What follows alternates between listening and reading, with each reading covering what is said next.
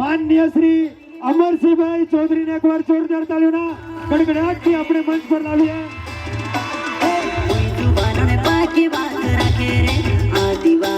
અને ત્યાર પછી આદિવાસીનો પાવર છે. કોઈ બિલકુલ એક આદિવાસીની અસ્મિતા તહસીલદાર છીએ કે હું જાણું છું ત્યાંથી 85 ની ઉંમર તો થઈ ગઈ છે, પણ હજુ પણ આપણને પાવર બતાવે છે. તો હું એડવાન્સ કોલ આપીશ જોહાર નૃત્યને. હવે પછી તે પહેલા તમને બધાને નવા વર્ષના અભિનંદન. આ રંગમાં ભંગ પાડવાની મારી ઈચ્છા નહીં હતી, પણ અહીંથી જાહેરાત કરવામાં આવી.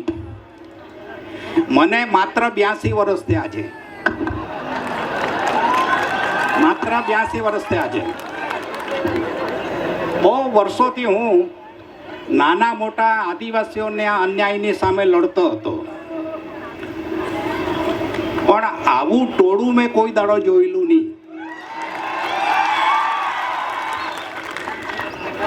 એક જ શબ્દમાં કહી શકાય, અદ્ભુત અદ્ભુત અદ્ભુત. આ આપણા છોકરાઓએ જે કાર્યક્રમ કર્યો, કલાકારોએ, એ પણ બહુ અદ્ભુત અને બોલીવુડ કે હોલીવુડની પણ આની સામે ટક્કર મારે એટલો સુંદર કાર્યક્રમ કર્યો. મિત્રો, હું થાકી ગયેલો. મને એમ હતું કે આ કોઈ જાણે એક દિવસ સપનું આવ્યું. આ ફોટો છે ને બિરસા મુંડાનો, એ અને કોટલા મહેતા કરીને આપણા ઉમરવામાં જન્મેલા. એ લોકો તે જમાનામાં લડતા હતા આપણા આદિવાસીઓ માટે. આ જમીન પણ આપણને એ લોકોને કારણે મળી છે. મને સ્વપ્નમાં એમ કહ્યું કે થાકવાની જરૂર નથી, અને તમારા ગામની એટલે મારું જયસિંહપુર ગામ, ત્યાંથી 20 કિલોમીટરની અંદર અમારો નવો અવતાર પેદા થયો છે. 20 કિલોમીટર એટલે તમે સમજો કાં ઉનાઈ ઉનાઈ. એટલે મને લાગે છે કે અનંત જ હોવો જોઈએ. બિરસા મુંડા અને કોટલા મહેતાની વારસદાર આ લડવાવાળો એ 20 કિલોમીટર જયસિંહપુરથી 20 કિલોમીટર ઉનાઈ છે. તો ભાઈ અનંતને હું અભિનંદન આપું છું કે જે કામ બિરસા મુંડા કરી ગયેલા 150 વર્ષ પહેલા, જે કામ કોટલા મહેતા કરી ગયેલા 125 વર્ષ પહેલા. 1877માં કોટલા મહેતાનો જન્મ થયેલો. કોટલા મહેતા ચૌધરી, કોટલા મહેતા એટલે મહેતા નહીં, ઉમરવાવમાં જન્મેલા. બિરસા મુંડા 1875માં જન્મેલા. અને આપણા આદિવાસીઓ માટે જે લડત લડતા હતા, એવી લડત ચલાવવાવાળા હું અત્યારે 2 જ માણસો જોઈ રહ્યો છું આખા ગુજરાતની અંદર.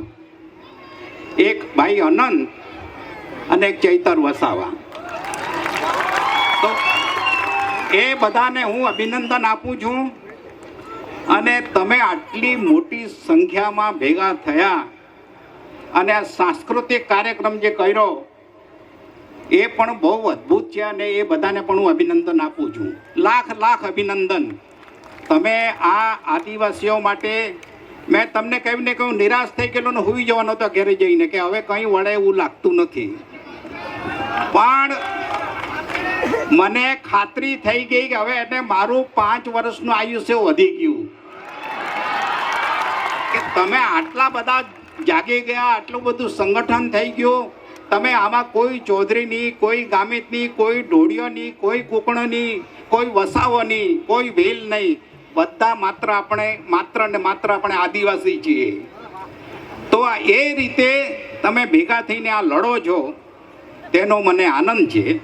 અને તમને હું લાખ લાખ અભિનંદન આપું છું. ભાઈ અનંત જેવો માણસ આટલી સુંદર તાકાતથી લડે છે આખા દેશમાં, એની મને ખુશી છે એની. અને કલ્પેશ, મારી પાછળ આવા કૂતરા તો થોડા એકરા કરતા છે, હા કે, પણ આ તમારા જેવા છે ને એટલે મને હિંમત છે. તો મિત્રો, તમારા રંગમાં ભંગ પાડવાની મારી ઈચ્છા નહોતી, પણ મારો આનંદ વ્યક્ત કરવા માટે હું તમારી પર સામે આવ્યો છું. તમને ફરીથી લાખ લાખ અભિનંદન. જય આદિવાસી, જય આદિવાસી, જાગો આદિવાસી.